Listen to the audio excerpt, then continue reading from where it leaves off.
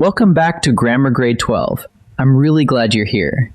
This is Unit 7, Lesson 53, and today we settle one of the questions writers ask most often: who or whom? It has a reputation for being fussy, but it isn't. There's a single, clear rule underneath it, and once you see how it works, in questions and inside subordinate clauses, you'll be able to choose the right word with confidence every time. Let's dig in. Before we dive in, here's the whole lesson in one picture. Who and whoever belong to the subject side. You use them for the subject of a verb, the one doing the action. Whom and whomever belong to the object side. You use them for the object of a verb or a preposition, the one receiving the action. That's the entire distinction. And here's the one habit that makes it click every time. Don't stare at the whole sentence. Find the pronoun's job in its own clause. The pronoun often sits inside a little clause of its own, and its job, right there, subject or object, is all that decides which word you need. Keep that in mind, and let's take it apart. Let's start with who. Who, and its longer cousin whoever, is a nominative pronoun. Nominative is just the grammar word for the subject case, so the rule is simple. Use who for the subject of a verb, the one doing the action. Who is calling right now? There. Who is the one doing the calling? It's the subject, so who is correct. Same thing tucked inside a phrase. The runner who won the race. Who is the one who did the winning? The subject of the verb won. So whenever the pronoun is the doer, the one performing the verb, reach for who. Now its partner, whom. Whom and whomever is an objective pronoun. Objective means the object case, so you use whom for the object of a verb or a preposition, the one receiving the action, not doing it. Whom did you invite? Here, you are doing the inviting. Whom is the one being invited, the object of the verb invite. Or inside a phrase, the friend whom I trust. I am the one doing the trusting, and whom is the one being trusted, the object of trust. So whenever the pronoun is on the receiving end, use whom. Let's put that to work in questions, because questions are where people slip. The trick is to find the pronoun's job before you choose. Take who is calling. Strip it down. Who is the subject of is calling, the one doing the action? So who is right? Now compare whom did you invite? Here, the subject is you. You are doing the inviting, and the pronoun is the object of invite, the person being invited. So it has to be whom. And here's a quick way to hear it. Answer the question. He is calling. He. So who? You invited him. Him. So whom? Find the job first, and the choice makes itself. Subordinate clauses work exactly the same way, with one extra wrinkle. Judge the pronoun by its job inside its own clause, not by the whole sentence. The runner who won. Who is the subject of won, so who is correct. The friend whom I trust.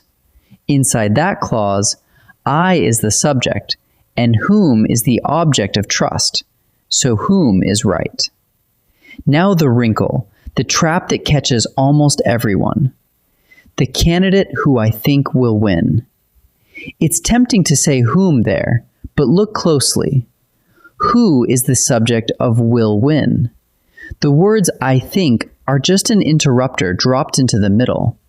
Cover them up and you hear who will win. So ignore the interrupter, judge the real job, and you'll get it right. Here's a test you can run in a heartbeat when you're stuck. Swap in he or him. Rephrase or answer the sentence with a plain pronoun and listen. If he fits, the word you want is who. He and who both feel like subjects. Watch. He is calling, so who is calling? But if him fits, the word you want is whom. And here's the memory hook. Whom and him both end in the letter M. Watch. You invited him, so whom did you invite? He points to who, him points to whom. That little M at the end is your reminder every single time. Let's boil the whole lesson into a 4-step check. Step 1. Find the pronoun's own clause, the little group of words it belongs to. Step 2. Ask whether it's the subject of that clause. If it is, use who or whoever. Step 3. Ask whether it's the object of a verb or a preposition. If so, use whom or whomever. And step 4. When you're still unsure, run the he-him test. If he fits, it's who. If him fits, it's whom. 4 quick steps, and every who or whom question becomes easy. Let's practice. In this first set, every sentence is a question. Your job is to decide whether the pronoun is the subject or the object inside that question. Then pick who or whom. Try the he-him test if you get stuck. Pause the video and choose before I reveal each answer. Who or whom left the porch light on? Ask who does the leaving. The pronoun itself is the one doing it, the subject of left. Test it. He left the light on, not him left the light on. He points to who, so who left the porch light on is correct. Who or whom did the coach pick for captain? Here, the coach is the one doing the picking. The coach is the subject. The pronoun is the person being picked, the object of the verb pick. Answer it. The coach picked him, and him points to whom. So whom did the coach pick for captain is right. With who or with whom will you travel this summer? The pronoun follows the preposition with, and a preposition always takes an object. You will travel with him, not with he. Him points to whom. So, with whom will you travel this summer is the polished choice. Now, the second set moves into subordinate clauses. The pronoun sits inside a smaller clause. Judge its job right there, and watch out for interrupters. Pause and choose before I answer. She is the mentor who or whom inspired my thesis. Look only at the little clause. Blank inspired my thesis. The pronoun is doing the inspiring. It's the subject of inspired. He inspired my thesis. So, who? She is the mentor who inspired my thesis. He is the author who or whom everyone admires. Inside the clause, everyone is the subject doing the admiring, and the pronoun is the one being admired, the object of admires. Everyone admires him, so whom? He is the author whom everyone admires. Give the ribbon to whoever or to whomever crosses the line first. The word to tempts you toward whomever, but don't be fooled. Look at the clause. Blank crosses the line first. The pronoun is the subject of crosses. He crosses the line, so whoever. Give the ribbon to whoever crosses the line first. Let's pull it together.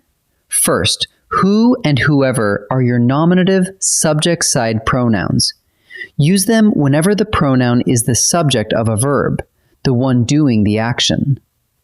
Second, whom and whomever are objective. Use them when the pronoun is the object of a verb or a preposition, the one on the receiving end. And third, the habit that ties it all together. Judge the pronoun by its job inside its own clause. Ignore any interrupter. And when in doubt, run the he-him test. He for who, him for whom, both ending in that helpful M. Next time, in Lesson 54, we'll turn to agreement in number and gender, and with collective nouns, making pronouns match the words they stand for. I'll see you there.